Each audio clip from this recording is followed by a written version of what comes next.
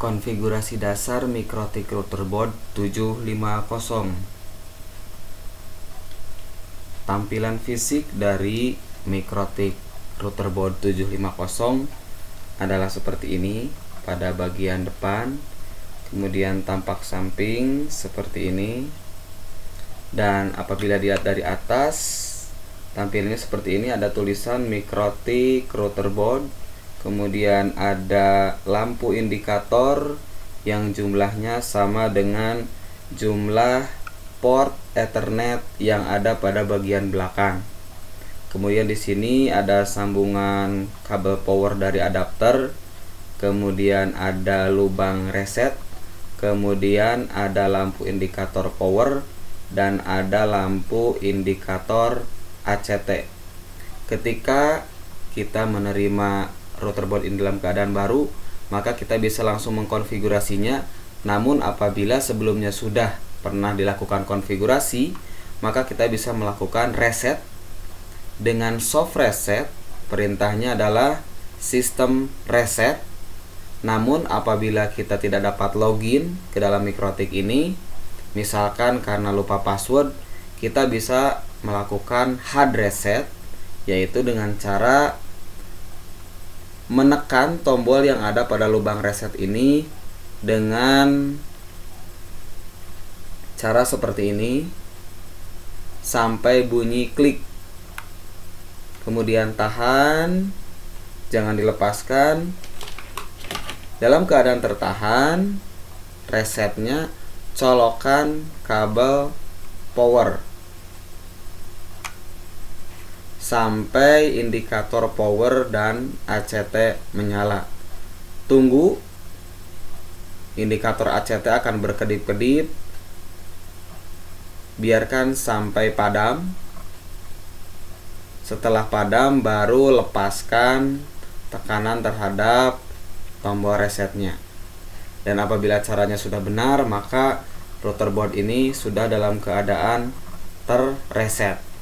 Langkah berikutnya adalah kita sambungkan dengan kabelan atau kabel Ethernet pada komputer. Namun sebelumnya pastikan jaringan pada komputernya sudah difungsikan. Lihat pada bagian indikator ini dalam keadaan terputus atau tidak terhubung dengan jaringan apapun. Kemudian kita sambungkan dengan port 2 misal. Maka pastikan ketika disambungkan indikator pada port yang kita hubungkan, yaitu port 2, harus menyala. Nah, setelah menyala, kita lihat perubahan pada indikator jaringan di komputer juga sudah berubah.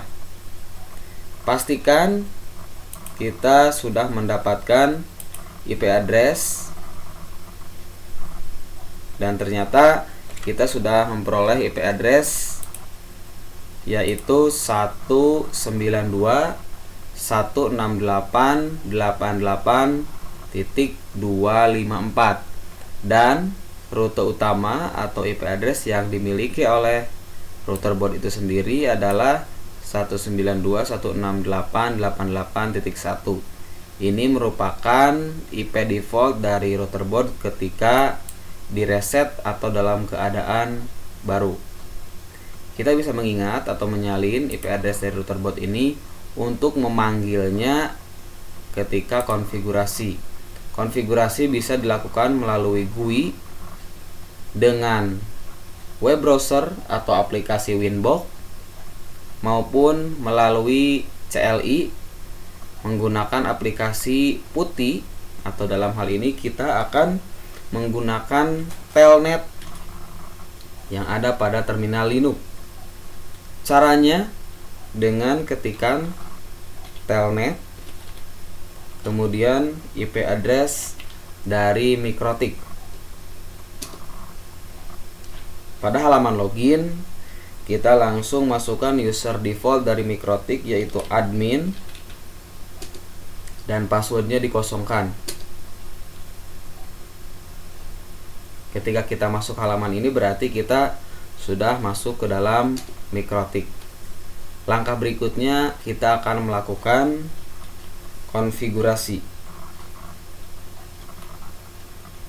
Pertama, kita akan memberikan nama kepada Ether 1 dan Ether 2. Kita lihat daftar Ether yang ada dengan perintah interface print. Terdapat 0, 1, 2, 3, 4 interface dengan nama Ether 1, 2, 3, 4, 5, dan kita akan merubah Ether 1 dengan perintah interface Etherset Ether 1 name internet. Kita lihat perbedaannya di sini. Ether 1 sudah tidak ada dan berubah menjadi internet. Kita lakukan hal yang sama pada Ether 2. Merubah namanya menjadi lokal. Hal ini dilakukan agar tidak tertukar antara Ether 1 yang akan kita hubungkan dengan jaringan internet dan lokal yang akan kita hubungkan dengan klien. Langkah berikutnya adalah memberikan IP address kepada masing-masing interface yang ada. Untuk interface internet, kita akan memberikan IP address yang jaringannya sama dengan jaringan dari modem. Contoh di sini 192.168.10.2. Kemudian untuk interface lokal, kita akan memberikan IP address 50.1. Kemudian berikutnya konfigurasi routing.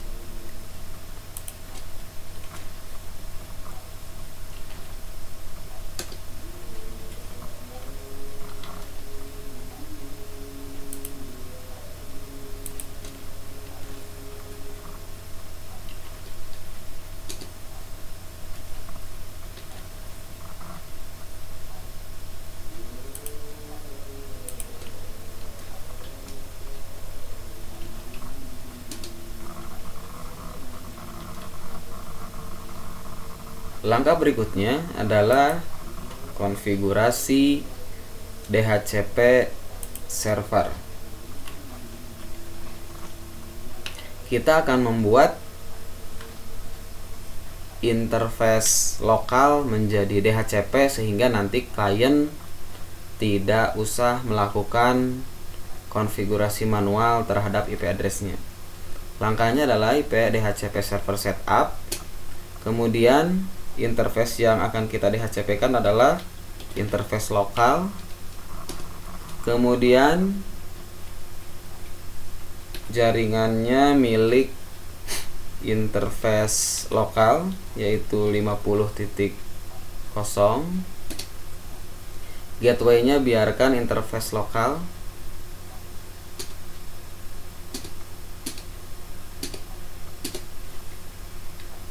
Berikutnya kita akan memberikan batasan bandwidth.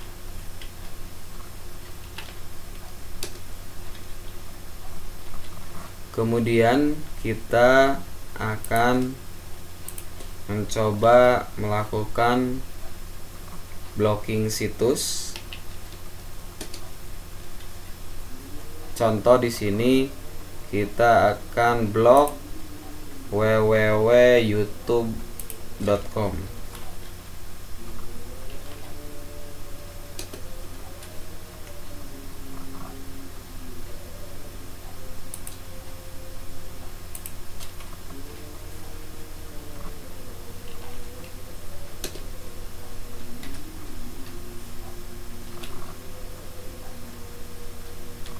Selesai.